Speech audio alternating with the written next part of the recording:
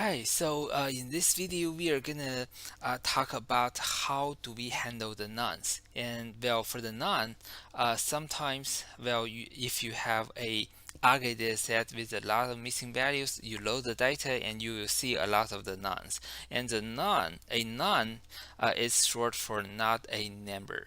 So usually that column is just empty. Excuse me. And well, we are going to use a new data set, and that is a Titanic data set. And well, the historical story of the Titanic is, well, it started from this area and it visited three different cities and then pick the passengers and then go all the way from the Great Britain to New York, and then it disappears here, and it was a tragedy. uh, and then if we want to if we have the data set, and we can definitely use the data set to help us to predict, well, which person is likely to die in that tragedy. Okay, so we have this data set, and as you can see, this data set is a little bit hard. We have numerical features, and then we also have the name, so the full names, and then the gender, and then the ticket number, and then the cabin. And especially for the cabin, you see, well, there are a bunch of the nonce in just the first 5 lines, right? So the first thing we have to do is we'll do a .info. So with this .info, and you can see, so if you see the integer columns or the float columns, and those are the numerical columns. And then for the object columns, and those are the categorical features, and you have to deal with that. Okay, so the first thing I want to do is, well, you can do a is now, and by doing a is now, and then you will have a matrix of true and false. And well, I want to further do a heat map and visualize the true and false. And then for the truth, they are the missing data, or they are the nonce. Okay, so I see the age and the cabin. Those are the two features with a lot of the nonce. So for the age, and well, we have some missing data, but not a very big portion. But for the cabin, we definitely miss, well, 80-70% of the data, right?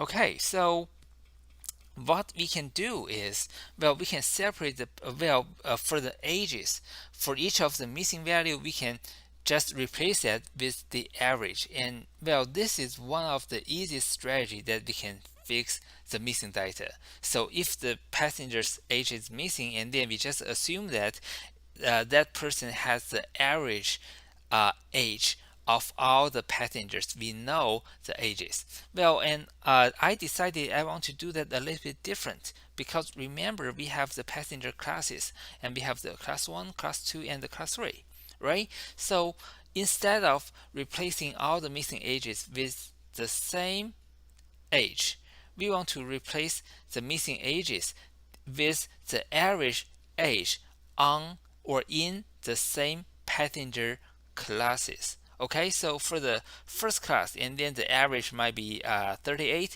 So if I have a passenger in the first class, and then the age is missing, I'm going to replace that with the 38. And then for the second class, and it is 28 or 29. And then for the third class, that is 24.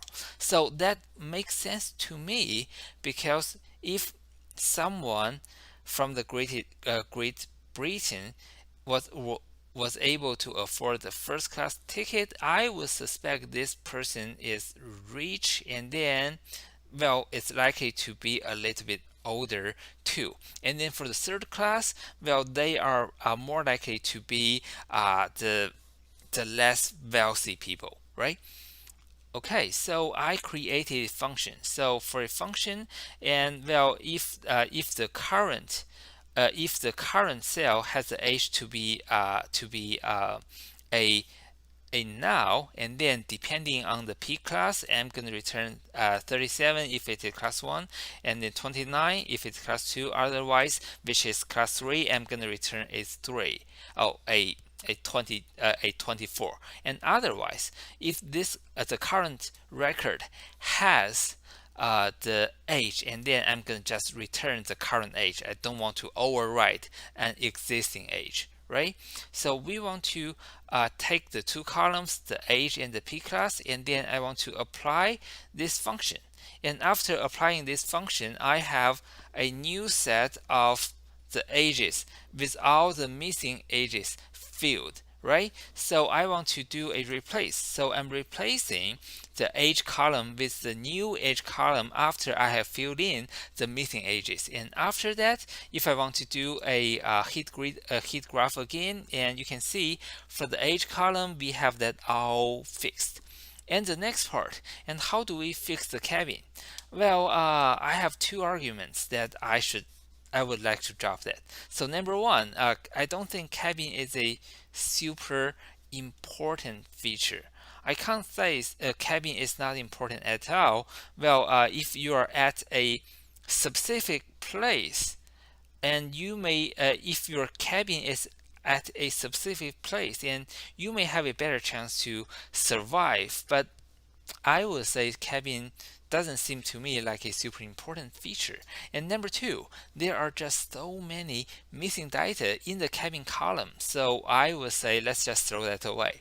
Okay, so the two major columns with a lot of the missing values, the age, we have filled in the data, and then for the cabin, we decided we want to throw that away.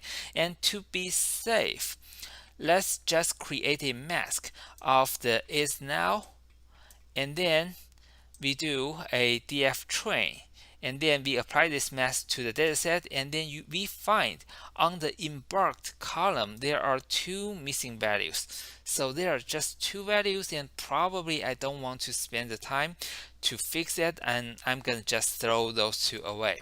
So for now, we do have a a good data set. It's not quite ready yet, but we have already handled the missing values, right? So the next thing we will have to do is for the names and for the gender, and then for the ticket, and then we have to do a little bit more data massaging before we can send that into a machine learning model. Okay, we are going to continue this in the next video.